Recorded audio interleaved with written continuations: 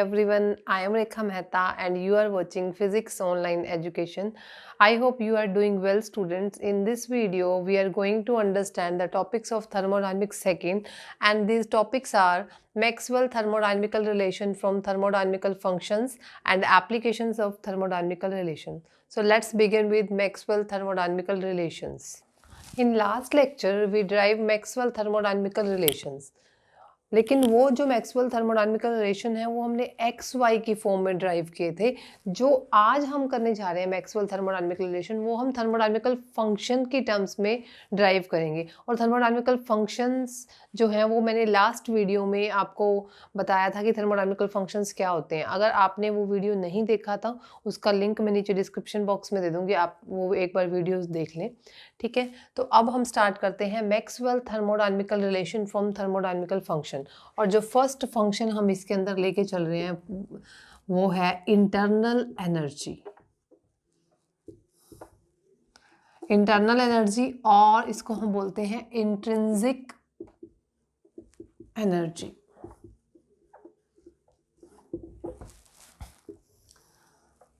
First law of thermodynamics से हम क्या लिखते हैं, D Q is equal to D U plus P D V. ठीक है, यहाँ से डी यू की वैल्यू क्या आएगी, D U is equal to D Q minus P D V. And according to second law of thermodynamics मेरे पास D Q किसके इक्वल आता है, टी डी एस के। ये वैल्यू मैं इस इक्वेशन में पुट करूँ तो मेरे पास डी यू किसके इक्वल आ जाएगा, डी यू आएगा मेरे पास T D S minus P D V. ठीक है, इस इक्वेशन को यूज़ करना है। यहाँ पर हम पहले करेंगे टेकिंग पार्शियल डेरिवेटिव। ठीक है, पार्शियल डेरिवेटिव लेंगे पहले एस का और फिर वी का। तो यहाँ पे अगर मैं पार्शियल डेरिवेटिव लेती तो मेरे पास क्या आ जाएगा, करली यू बाई करली एस किसके इक्वल आएगा, टी के। यहाँ पर हम वी कांस्टेंट लेंगे। नेक्स्ट में हम पार्शियल डेरिवेटिव करेंगे curly U by curly V at constant S किसके इक्वल आएगा, माइनस पी के। ठीक है, अब मैं क्या करूँगी, इसको इक्वेशन नंबर 2, इसको इक्वेशन नंबर 3। जो इंटरनल एनर्जी है मेरे पास U, ये क्या है मेरे पास, सिंगल वैल्यूड फंक्शन है, तो ये परफेक्ट डिफरेंशियल होगा। और परफेक्ट डिफरेंशियल के केस में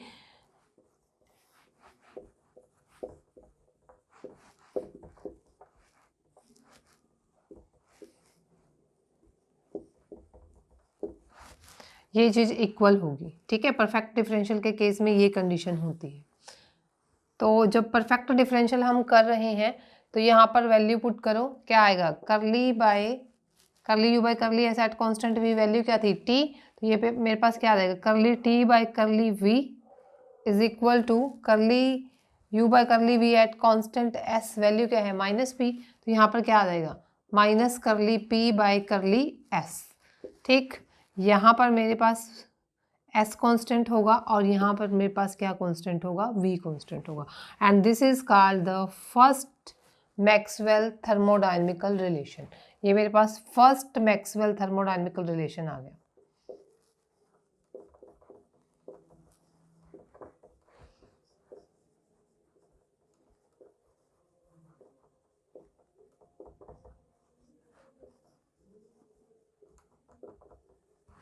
क्लियर। नेक्स्ट हम लेंगे हेल्महोल्ट्ज़ फ्री एनर्जी।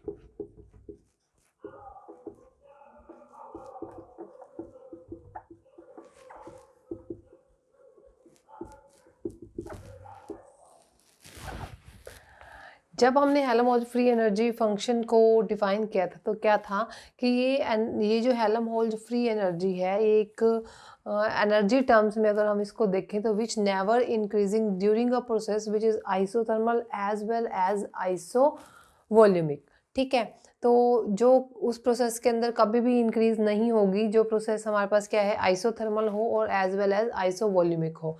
तो आइसोथर्मल प्रोसेस के अंदर टेम्परेचर कांस्टेंट रहता है। ठीक है, टेम्परेचर कांस्टेंट रहेगा तो पीछे जो मैंने अभी किया D U is equal to किसके इक्वल था, T D S minus P D V. ठीक है, तो जो ये टी डी एस है इसको मैं ये लिख सकती हूँ डी ऑफ टी एस।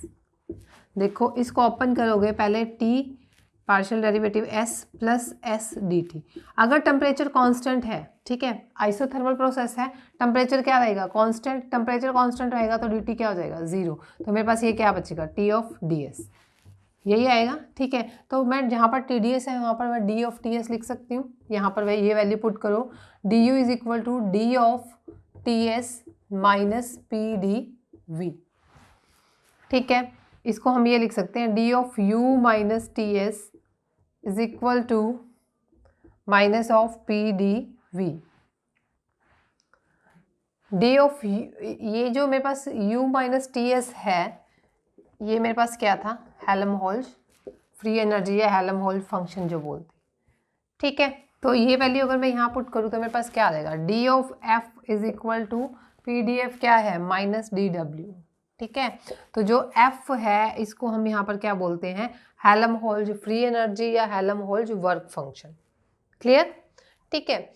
अब मेरे पास जो df है, ये तो मैंने इसको डिफाइन किया, अगर मैं पार्शियल डेरिवेटिव करूँ इसका तो df मेरे पास क्या आएगा, du minus TdS minus S D T, यही आएगा, ठीक है।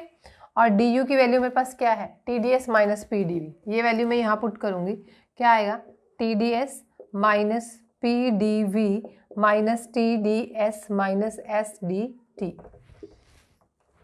ठीक है।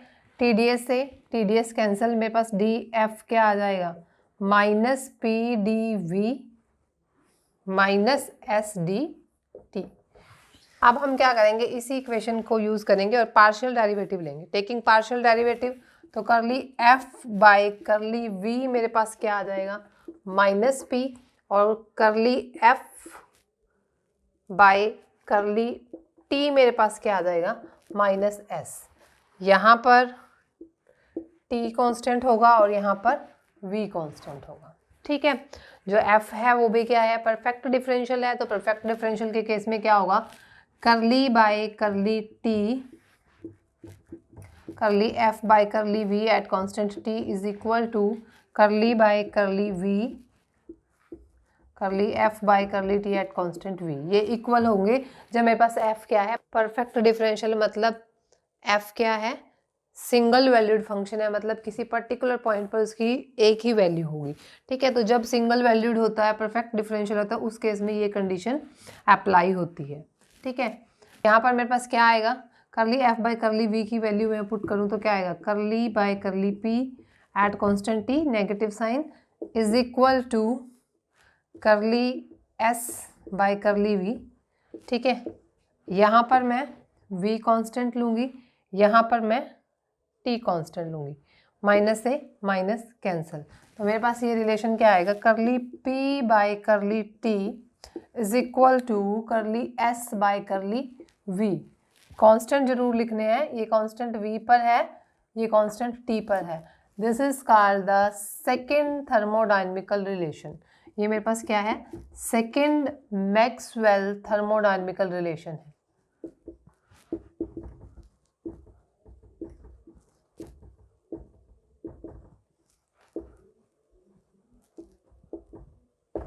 Next is enthalpy.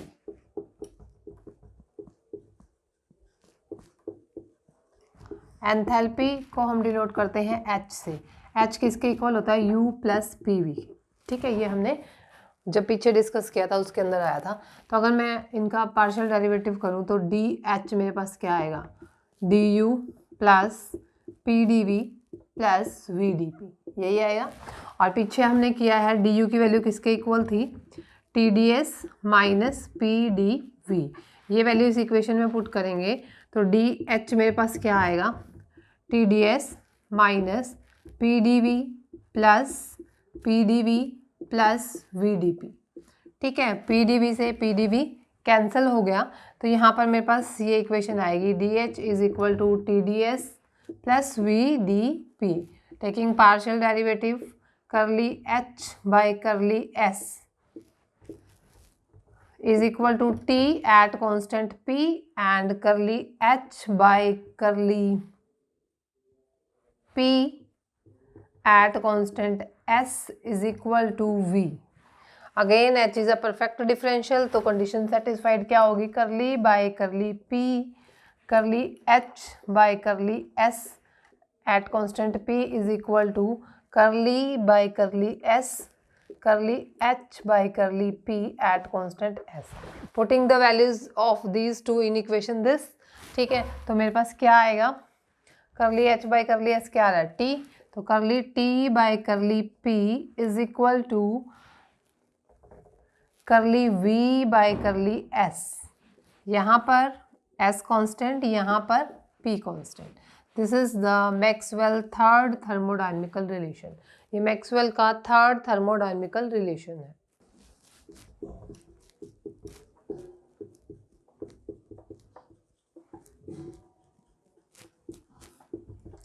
Next is Gibbs free energy. ठीक है, गिब्स फ्री एनर्जी को हम डिनोट करते हैं जी से. जो गिब्स फ्री एनर्जी है ये भी क्या थी, मतलब ये एक फिजिकल क्वांटिटी है in energy units which never increasing during a process which is isothermal as well as isobaric. ठीक, ये हमारे पास जो पीछे हमने किया था एंथैल्पी के अंदर ये रिलेशन आया था. ठीक है, इसके अंदर if the process is isothermal, अगर प्रोसेस आइसोथर्मल हो तो वही टी डी एस को हम डी ऑफ टी एस लिख सकते हैं, ये हमने अभी पीछे लिखा था. ठीक है, तो इसमें मैं ये वैल्यू पुट करूँ तो डी एच मेरे पास क्या आ गया, डी ऑफ टी एस.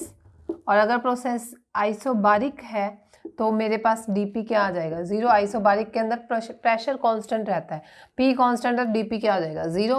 तो मेरे पास D of H minus T S आ गया. ठीक है, एच माइनस टी एस को मैंने क्या ले लिया, जी. तो यहाँ पर डी ऑफ जी आ गया ज़ीरो, यानी कि जो जी है वो क्या आ गया, एच माइनस टी एस.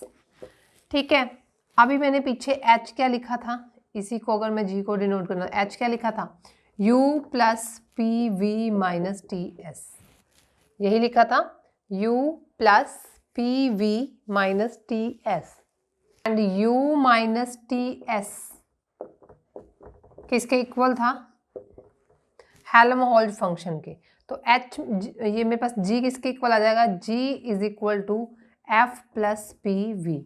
ये मेरे पास गिब्स फ्री एनर्जी या गिब्स पोटेंशियल जो है हम दोनों टर्म्स में कर सकते हैं. ठीक है, तो g हमने क्या लिखा है, g is equal to U minus T S plus P V. D G क्या लिखेंगे, D U minus T D S minus S D T plus P D V plus V D P लिख सकते हैं. तो D U क्या आएगा मेरे पास, T D S minus P D V, ये हम पीछे बहुत बार कर चुके हैं. ठीक है, तो यहाँ पर मैं दोबारा नहीं इसको एक्सप्लेन करूँगी कहाँ से आया है. P D V plus V D P, P D V से P D V cancel, T D S से टी डी एस कैंसिल. तो डी जी मेरे पास किसके इक्वल आया, D G is equal to minus S D T plus V D P.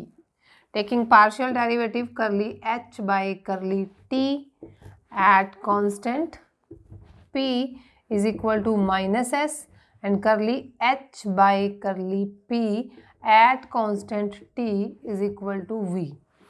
ठीक है, h नहीं है, g है, सॉरी.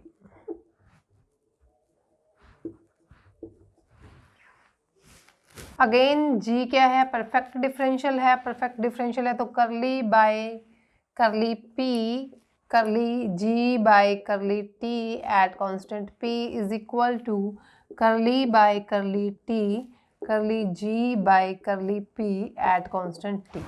ठीक है, इन दोनों की वैल्यूज यहाँ पुट कर देंगे तो ये क्या आएगा, minus curly s by curly p is equal to curly v by curly t.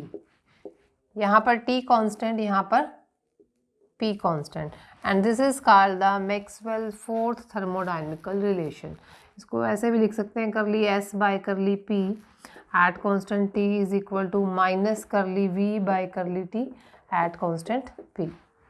ठीक है, ये फोर्थ मैक्सवेल थर्मोडायनेमिकल रिलेशन है.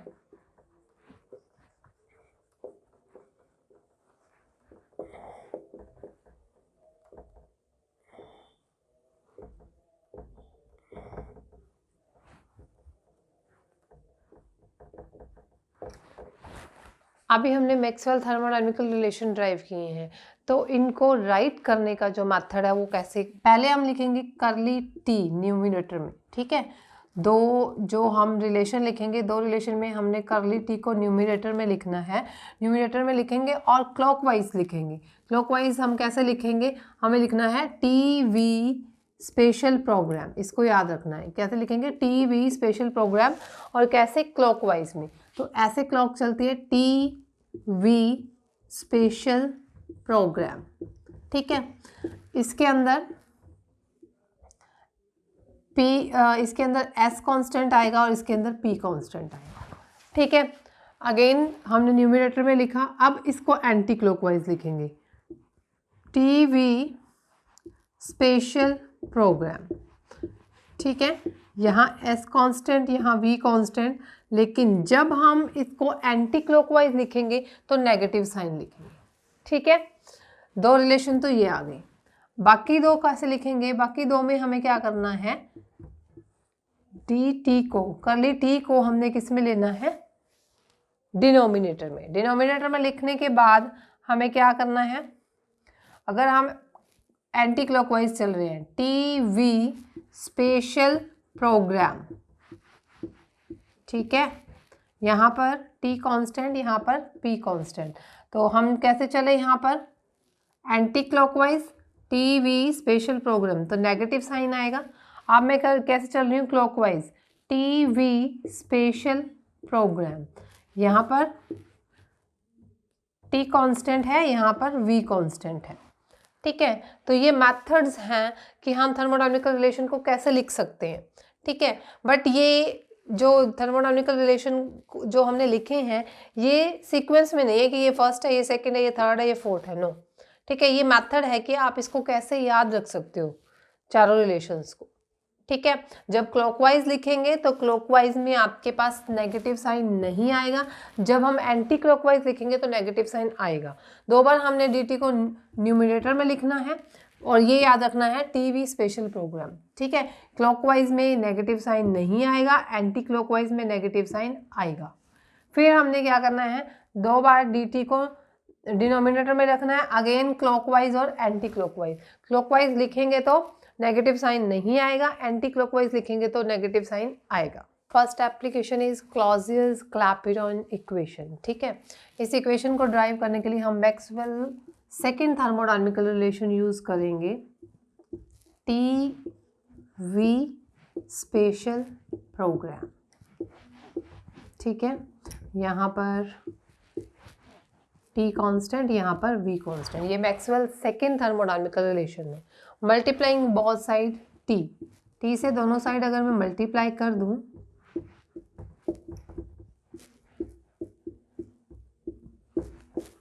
ठीक है, और सेकेंड लॉ ऑफ थर्मोडायनेमिक्स के according T D S is equal to D Q होता है, ठीक है। ये वैल्यू यहाँ पुट करोगे तो क्या आएगा, D Q by D V at constant T is equal to T curly P by curly T at constant V.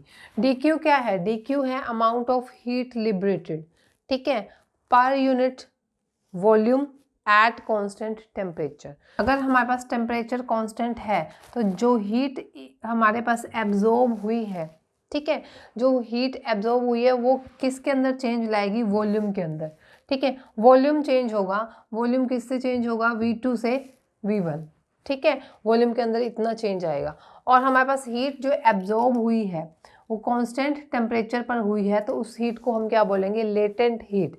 तो dq की जगह पर हम क्या लिखेंगे, L, और dv की जगह पर हम क्या लिखेंगे, change in volume V2 minus V1। तो ये वैल्यूज अगर मैं यहाँ पुट करती हूँ तो मेरे पास क्या आ जाता है, L by V2 minus V1 is equal to T curly P by curly T at constant V। Volume तो कॉन्स्टेंट ही रहेगा, ठीक है। तो मेरे पास यहाँ से क्या आ जाएगा, D curly P by curly T is equal to L by T V2 minus V1, और ये मेरे पास क्या आ गई, क्लॉजियस-क्लैपेरॉन इक्वेशन। यही हमने ड्राइव करनी थी। Next application is effect of pressure on the substances that expand और कंट्रैक्ट ऑन हीटिंग। हमें इफेक्ट ऑफ प्रेशर बताना है उन सब्सटेंसेस पर जो एक्सपैंड होते हैं ऑन हीटिंग या कॉन्ट्रैक्ट होते हैं ऑन हीटिंग, ठीक है, तो इसके अंदर हम मैक्सवेल का फोर्थ थर्मोडायनेमिकल रिलेशन यूज़ करते हैं, T V special program with negative sign आएगा, यहाँ पर टी कांस्टेंट, यहाँ पर P constant, multiplying both side T, तो T D S by D P at constant T is equal to minus T curly V by curly T at constant P. ठीक है, T D S second thermodynamical relation के, T D S second law के according D Q के equal होता है, तो D Q by D P at constant T is equal to minus T curly V by curly T at constant P. अब मैं क्या कर रही हूँ, इस साइड v से मल्टीप्लाई कर रही हूँ और v से ही डिवाइड कर रही हूँ। ठीक है, जो ये टर्म है मेरे पास ब्रैकेट में, where alpha is equal to 1/v curly v by curly t, ये क्या है, कॉफिशिएंट ऑफ वॉल्यूम एक्सपेंशन। क्या है, कॉफिशिएंट ऑफ वॉल्यूम एक्सपेंशन। तो यहाँ से मेरे पास करली q bye curly p at constant t क्या आ जाएगा, माइनस टी वी अल्फा। ठीक है, अल्फा क्या है, volume, coefficient of volume expansion when alpha is positive. When alpha is positive, alpha positive का क्या मतलब है, the substance that expand on heating, वो सब्सटेंस जो एक्सपैंड होता है हीट करने पर। ठीक है, तो उस केस में मेरे पास अल्फा क्या आ रहा है, अगर अल्फा पॉजिटिव है और तो D Q by D P मेरे पास क्या आ रहा है, नेगेटिव। ठीक है, D Q by D P क्या आ रहा है, नेगेटिव। आल्सो ऑन कंप्रेशन, अगर कंप्रेशन की बात करते हैं तो कंप्रेशन में डी पी क्या आएगा, पॉजिटिव। अगर डी पी पॉजिटिव है और डी क्यू क्या है यहाँ पर माइनस, मतलब नेगेटिव है, डी क्यू नेगेटिव का मतलब क्या है, heat is taken away from the substance. तो यहाँ पर क्या आ रहा है कि the substance that expand on heating, अगर वो सब्सटेंस जो एक्सपैंड होते हैं ऑन हीटिंग और अगर हम उसको कंप्रेस करते हैं तो there will be heating produced. ठीक है, तो when we compress that substance that expand on heating, heating is produce and cooling कब प्रोड्यूस होगी, देखो यहाँ पर तो हीटिंग प्रोड्यूस हो रही है, हीटिंग कब प्रोड्यूस हो रही है, यहाँ पर D Q by D V क्या आ रहा है, नेगेटिव आ रहा है। टेम्परेचर क्या है, कांस्टेंट है, टेम्परेचर कांस्टेंट है, ऑन कंप्रेशन डीपी मेरे पास क्या आएगा, पॉजिटिव आएगा, मतलब प्रेशर के अंदर चेंज क्या आएगा, पॉजिटिव आएगा। तो प्रेशर के अंदर चेंज पॉजिटिव आ रहा है तो डी क्यू क्या आएगा, नेगेटिव आएगा।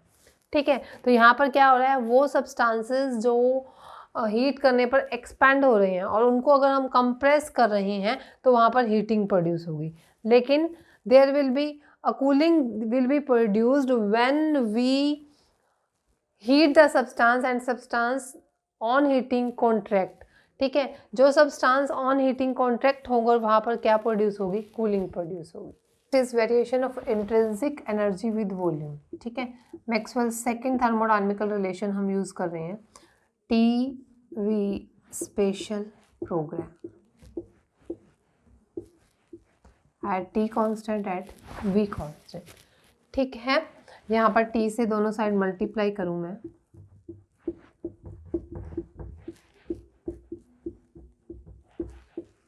तो टी डी एस को क्या लिख सकते हैं, D Q by D V at constant T is equal to T curly P by curly T at constant V. ठीक है, अब मेरे पास क्या था, D Q is equal to क्या लिख सकते हैं, D U plus P D V लिख सकते हैं। ये वैल्यू यहाँ पुट कर दूँ अगर मैं, तो क्या आएगा, d U plus P D V by d V at constant T is equal to T curly P by curly T at constant V. यहाँ पे क्या आएगा, curly U by curly V plus P is equal to T curly P by curly T at constant V. तो यहाँ पे curly U by curly V at constant T था, ये P इधर माइनस में चला जाएगा, T curly P by curly T at constant V minus P. हम इस इक्वेशन को यूज़ करके वेरिएशन निकालेंगे इंट्रिंसिक एनर्जी का फॉर डिफरेंट केसेस। फर्स्ट हम लेंगे फॉर परफेक्ट गैस। ठीक है, फर्स्ट केस हम ले रहे हैं for perfect gas. Perfect gas के लिए वेरिएशन क्या है इंट्रिंसिक एनर्जी का। परफेक्ट गैस के केस में PV इज इक्वल टू क्या होता है RT, ठीक है, PV is equal to RT। और यहाँ से अगर मैं curly P by curly T निकाल लूँ तो वो मेरे पास क्या आ जाएगा R बाय V। R भी कांस्टेंट है और वॉल्यूम भी क्या है कांस्टेंट है, ठीक है। तो करली P बाय करली T हमने किस पे निकाल लिया R बाय V, ठीक। ये वैल्यू यहाँ पुट कर दूँ, ये वैल्यू अगर मैं यहाँ पुट करती हूँ तो मेरे पास curly U by curly V at constant T is equal to क्या आएगा T R by V minus PV is equal to RT। तो यहाँ से P की वैल्यू क्या आएगी RT बाय V, तो ये भी क्या आ जाएगा RT बाय V, दोनों सेम चीज़ है, कैंसिल। तो मेरे पास curly U by curly V at constant T क्या आ रहा है 0, ठीक है। मतलब T क्या है कांस्टेंट है, T कांस्टेंट है तो आइसोथर्मल कंडीशंस हैं। मतलब अगर आइसोथर्मल एक्सपेंशन होता है या आइसोथर्मल कंप्रेशन होता है तो चेंज इन इंटरनल एनर्जी जो है विद रिस्पेक्ट टू वॉल्यूम हमारे पास वो क्या आती है 0 आती है। मतलब वेरिएशन कोई नहीं होता इंट्रिंसिक एनर्जी का विद वॉल्यूम। इसका मतलब क्या है कि इंटरनल एनर्जी जो है हमारे पास काइनेटिक इंटरनल एनर्जी के अंदर भी कोई वेरिएशन नहीं होगा, और जो इंटरमोलिकुलर फोर्स ऑफ अट्रैक्शन है, ठीक है, जिसकी वजह से हमारे पास पोटेंशियल एनर्जी होती है, तो इंटरनल पोटेंशियल एनर्जी के अंदर भी कोई वेरिएशन नहीं होगा, क्योंकि जो इंटरनल एनर्जी है वो किसका सम है internal kinetic energy plus internal potential energy. तो जब इंटरनल एनर्जी के अंदर ही कोई वेरिएशन नहीं आ रहा विद वॉल्यूम, तो ना ही उसकी काइनेटिक एनर्जी के अंदर आएगा ना ही उसकी पोटेंशियल एनर्जी के अंदर आएगा। For a gas obeying Wonders Well equation,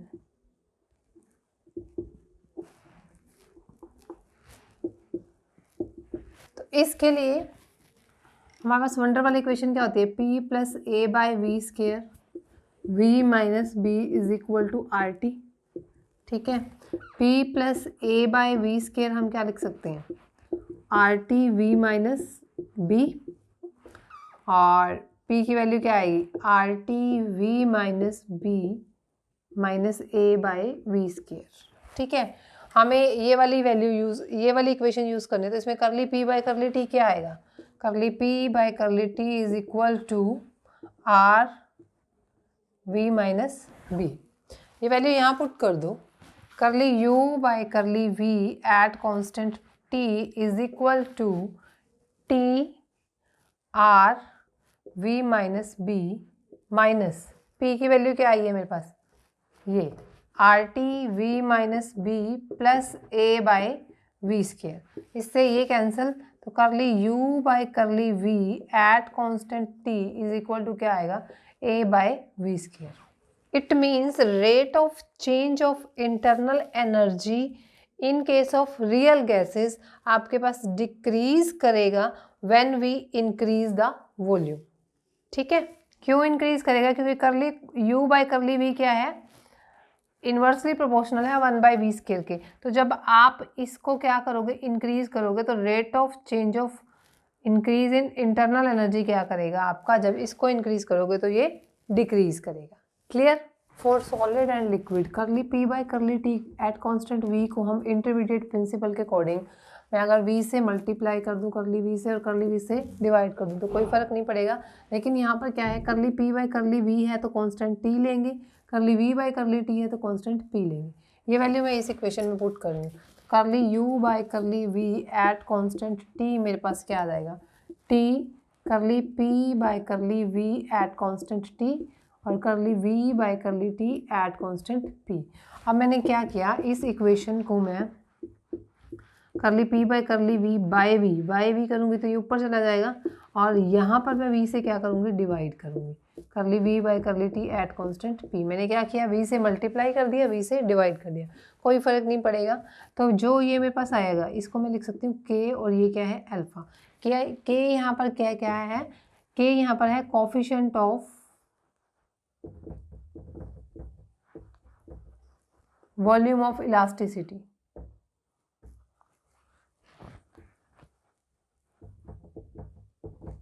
और अल्फा क्या है, कोफिशिएंट ऑफ वॉल्यूम एक्सपेंशन। मैं मर्क्यूरी के केस में टी ले रही हूँ 273 केल्विन, के की वैल्यू क्या है 1/3.9 इंटू 10⁻⁻6 और अल्फा की वैल्यू मेरे पास है 1.81 इंटू 10⁻⁻4।